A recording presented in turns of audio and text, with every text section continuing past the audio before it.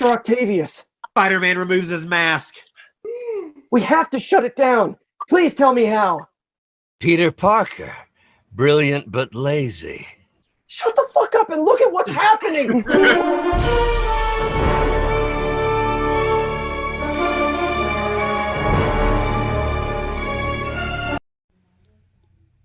Hello everybody, X-Mandalorian here, and today we're going to be reviewing the Marvel Legends Secret Wars Spider-Man and Wolverine.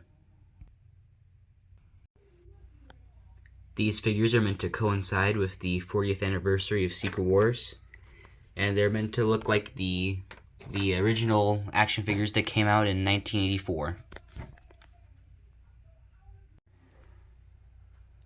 Looking at the box, we have that classic lightning and lettering, as well as the little, just plain text Spider-Man and Wolverine, which I think is pretty funny and accurate to the way they looked back then. On the back, let's get that in the light. In the back, we have a picture here. You know, the rest of the figures in the wave. We'll go back to that. And a little bio. Spider-Man discovers a mystery glob in Battleworld, giving a new black suit with stronger powers. And unbeknownst to him, his first encounter with a certain alien symbiote. Which is true, this is the first appearance of the symbiote suit. And right here we have a little thing to show how you open up the shield and replace the pictures inside with like this. And look at Wolverine, has the same looking box. Somewhere in the back, bio. On a patchwork battle world, Wolverine fights a raging war alongside the X-Men, but is wary of forging alliances outside of his trusted fellow mutants. Here's the same figures, and the same little shield thing. Now, let's finally get these guys out of the box. Here's Spider-Man outside of the box, and accessory-wise, he has 2 sets of open hands, 2 web hands, and the 2 sets of hands that are on him, which are fists. He also has an extra head with an angrier expression. Let's zoom in. Looks very cool. I don't think they haven't done that yet. He also has these little shields, which hold on, how did you get it good? Show these little, you have the change thing where it's for Peter Parker and Spider-Man. And you can actually clip it onto his arm like this, so he can actually wield it, even though I don't know who's wielding a shield or their actual face. But that is a reference to the classic figures, which they also came with ones like these. So that's pretty cool. And then yeah, you can actually swap this out by opening this, taking it out, replacing it with this, which is just the Secret Wars logo. There's these little dots in here. So. And you lock it back into place. There you go. I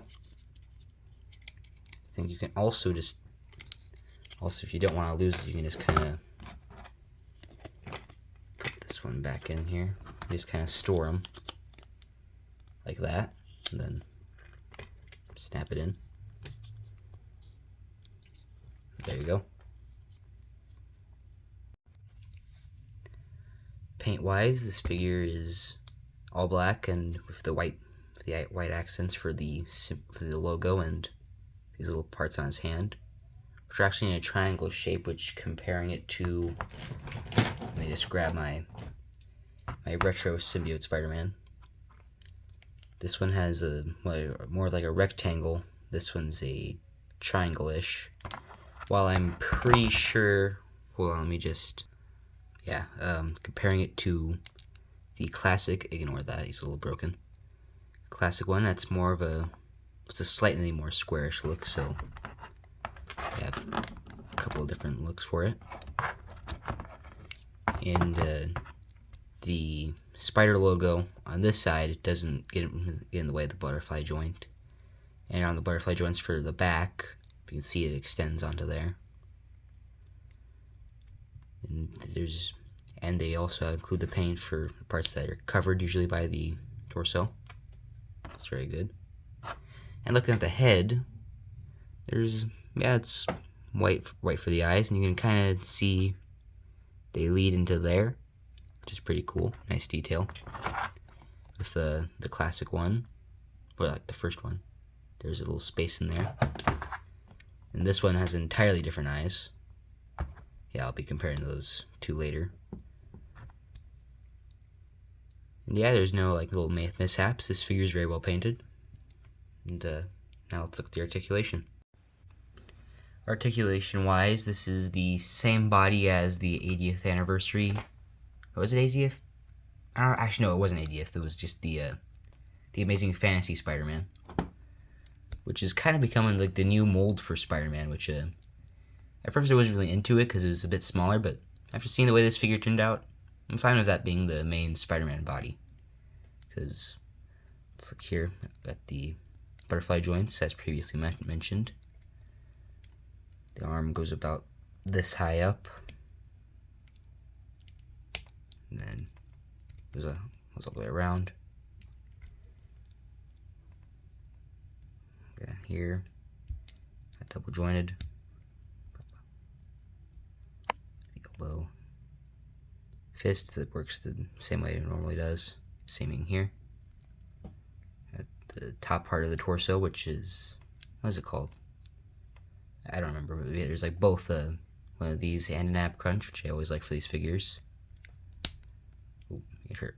Here, pop. Since I'm being a chiropractor or torturing him. Honestly, I might be doing that. Head goes up there, all the way down. Goes all the way around. Bit not that much tilt, but there's a bit. And then the legs goes this far out. And his legs, you can do it like that. Ankle goes there. It really does sound like I'm doing a chiropractic video, doesn't it? Bit of a swivel. Goes all the way around. Same thing on this leg. Yeah, pretty simple for articulation wise. It's just, your average Spider-Man. Not much to really say there. Here he is with the alternate facial expression, which looks very good. You can actually see like the sculpted where you can see the eyebrow scrunching, which looks really cool. There he is with the web shooter hands. And here he is with the open wall crawling hands. You can get him into poses like the first appearance of the symbiote suit. You can get him in the cool superhero landing pose. You can get him in this cool crouching down pose. Or you can give him negative zone pizza. Or not. Or you can get him in a crouching pose. This pose. And this one.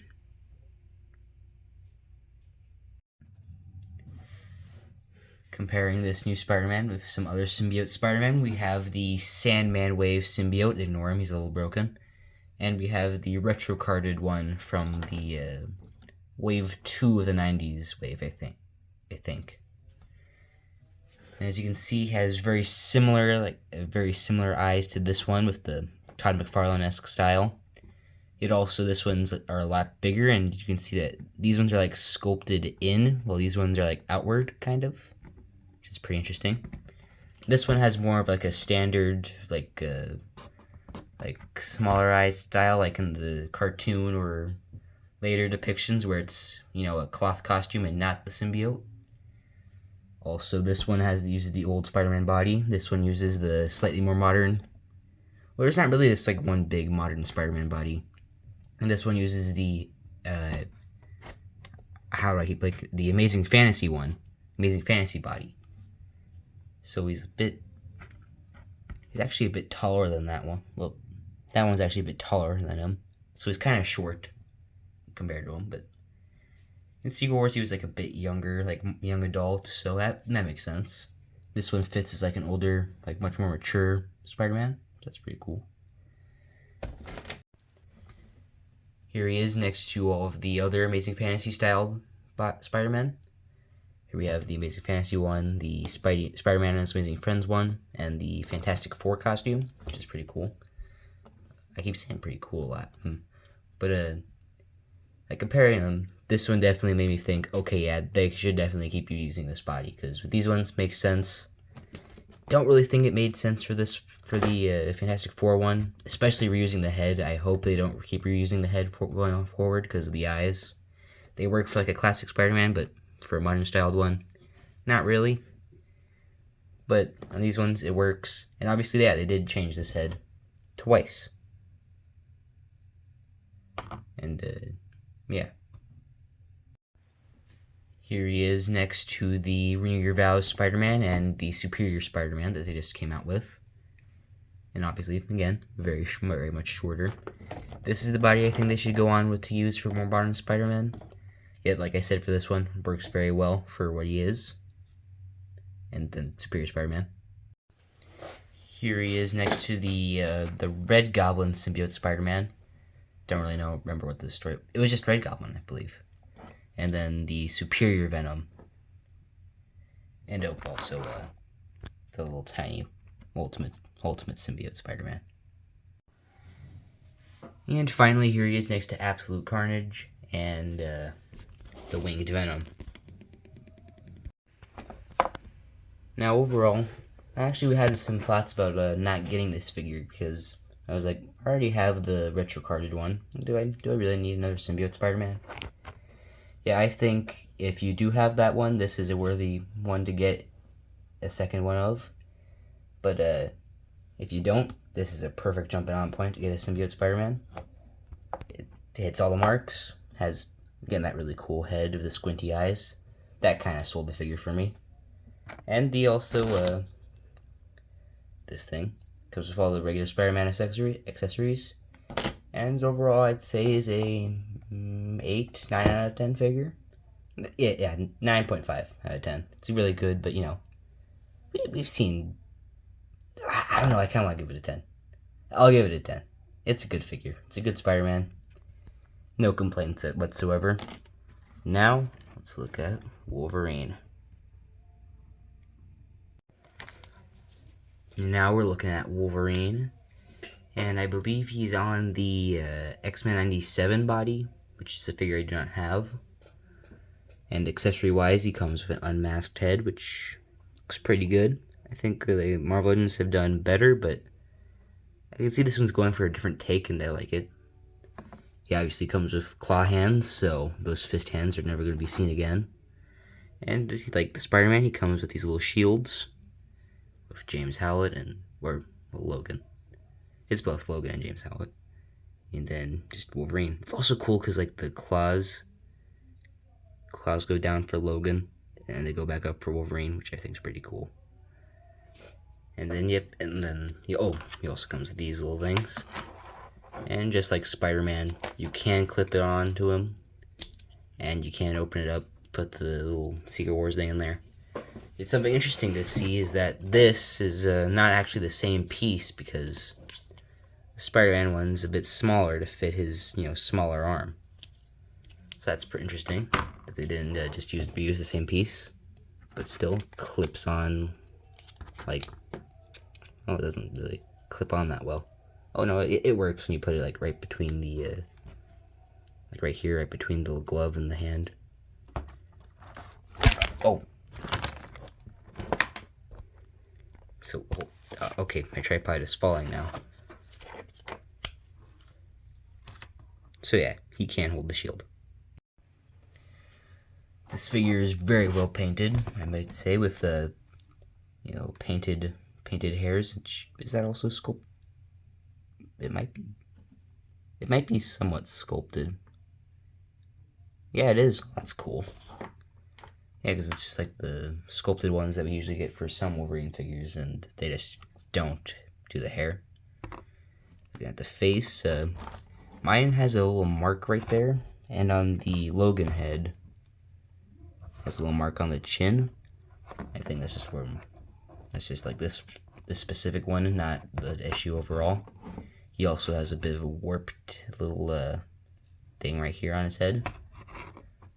Nothing too bad. It's my tripod keeps falling. Jeez Louise. But yeah, looks good there. And yeah, the line works really good here. There's a bit, you can kind of see some stuff there, but that's really the only part. The butterfly joint's painted well, so is this. Yeah, you can't really tell on the back. Oh, it is on this exact same side, kinda. So that's weird. Also, the paint cuts off kinda there, but it's pretty hard to notice when you have it like that. And the paint does not cut off right in front here, so that's good. Boots painted very well. And looking at the articulation, his leg goes out that far, goes back here, legs go like that, goes up, down, swivel. Same thing on the other leg. You kind of have to move the belt around, but you can move the side like this. Oh, don't mess up the claws. And then putting the belt back down, it's a lot harder to do that, but very subtle movements you can. Ab crunch those this far up, this far down. The head goes this far up, this far down. Swivel. Oh, there's a lot of swivel there. That's good. Arm goes that high up. Oh, actually has a lot more extra movement. I think because see, like right there, that's, I actually don't know what that little thing is there. Because like, let's look over here with the Spider-Man. Yeah, there's no like little space there. Don't know. I think because the X97 one had the little shoulder pieces.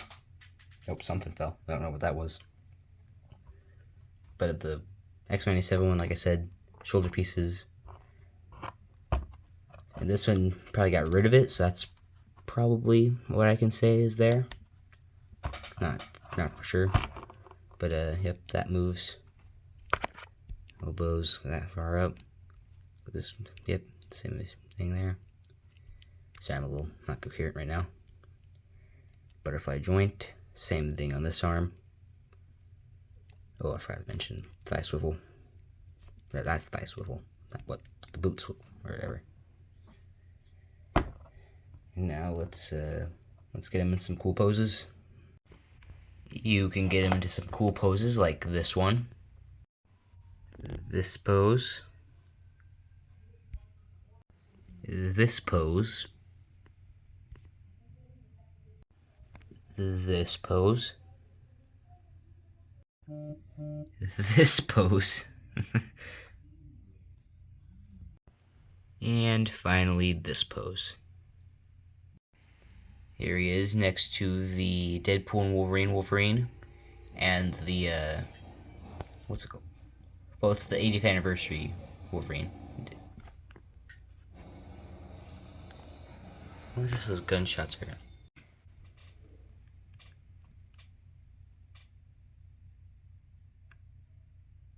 Wolverine's short.